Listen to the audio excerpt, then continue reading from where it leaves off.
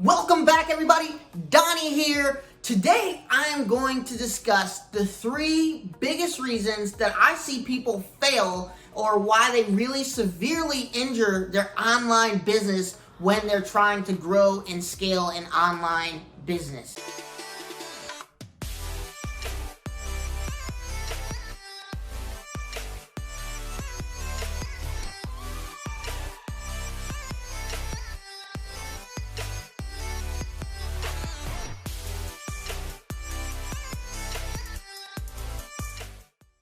Make sure you like and subscribe so you don't miss a video. I'm helping people not only make money online, but my goal is to get people to $50,000 a month because I believe that is where you can live whatever lifestyle you want to do, and I have been able to do it, and I know you can too. It is easier than you think. So make sure you like and subscribe so you don't miss a video.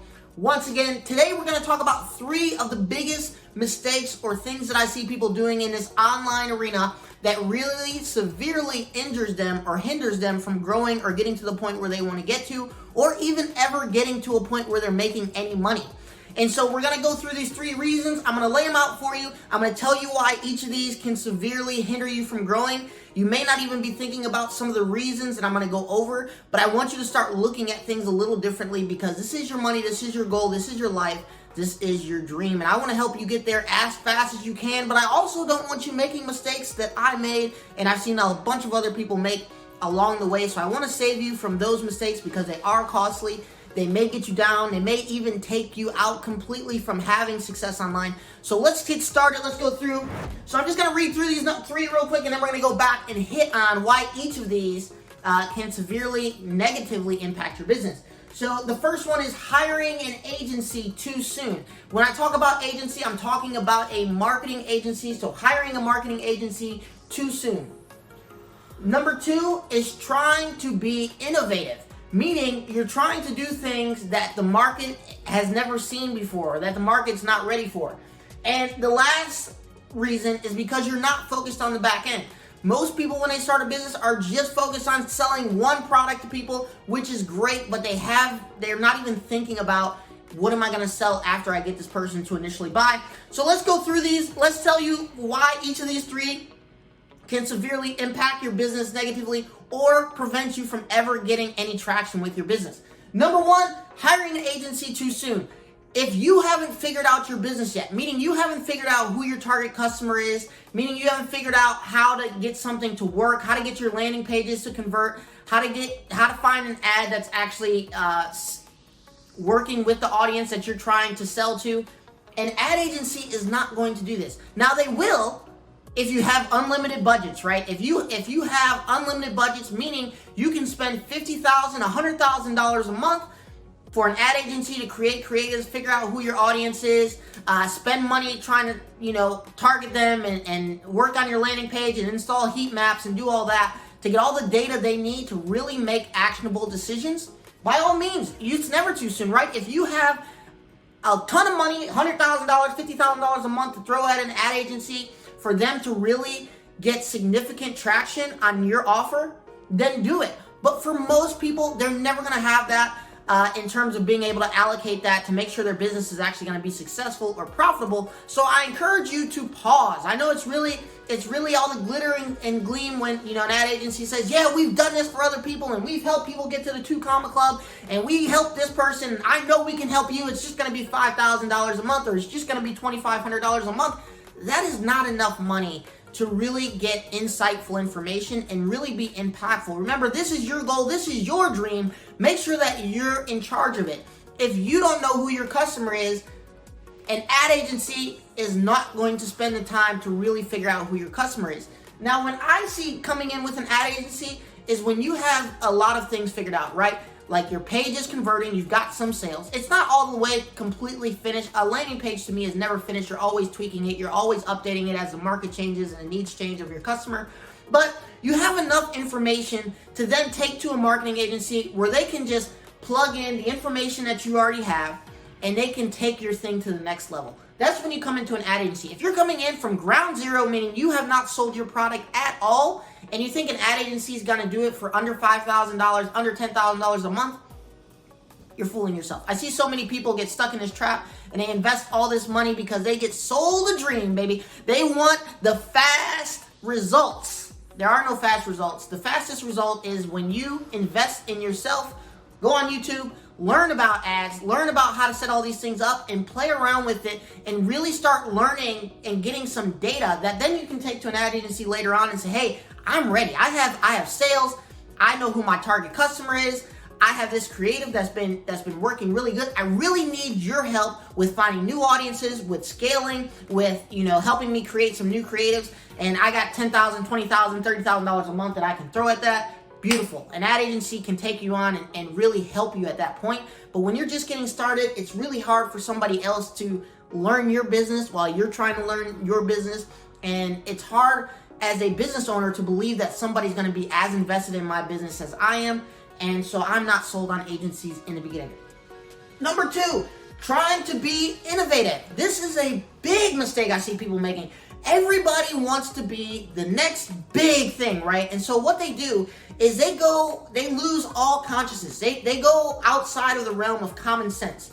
And what I mean by that is you already see things online that are working. You see what people are engaging with. You see what's converting. You see what offers are really getting attention. You see what trends are happening.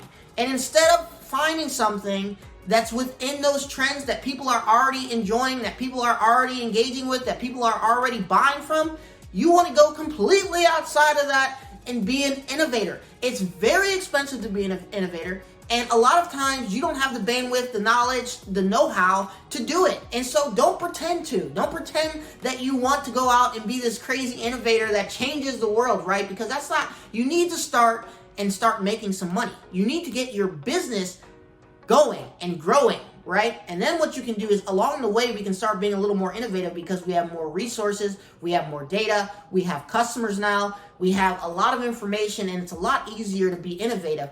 Up front, really all you're doing is how can I replicate something that's already successful and put a little bit of my own flavoring to it to make it my own and go to market with it. I'm not trying to be the most innovative person when I'm starting a business. What I'm trying to do is I'm trying to find processes that are proven and that things that are already working in the market, because this is going to take a lot of the frustration, a lot of the headache, a lot of the initial financial investment that you have to make being innovative out of the equation, because a lot of these people have already done it for you when they decide to be innovative.